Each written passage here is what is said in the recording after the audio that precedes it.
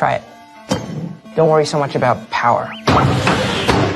Just focus on snapping the wrist. That day, as Lee was passing by a boxing gym, he was quickly drawn in by the brutal scene in front of him. His hands itched with the urge to join in, but Mia nervously spoke up. Just don't train here, okay? Why not? Because you can't. It turned out that Connor had been harassing Mia for a long time, and he was also the 3-time reigning karate fighting champion. That afternoon, Mia and Lee were laughing and chatting on the subway. Just then, Connor boarded the train with his lackeys and began harassing Mia. Move! Why should I? Because she asked you to. At that moment, Connor was already plotting his revenge on Lee. He pretended to be polite and stepped aside to let them pass. Heads up! The next afternoon after school, as Lee was heading home, he was provoked by Connor. Losing his cool, Lee threw down his backpack, but Connor kept his hands in his pockets and didn't take him seriously at all.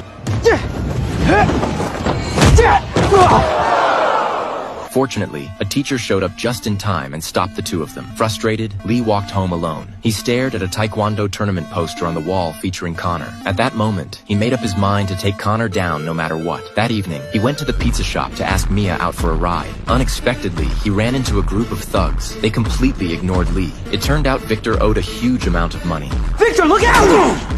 But when Victor came to, Lee had already driven the thugs away using Chinese Kung Fu. Back in the shop, Victor was amazed by Chinese martial arts. He told Lee he wanted to learn Kung Fu, hoping to win prize money in underground fights to pay off his debts. Although Lee really wanted to help Victor, he still chose to refuse, because teaching martial arts required his master's permission. So Lee called his master and explained his plan to him. 功夫能帮助女朋友吗？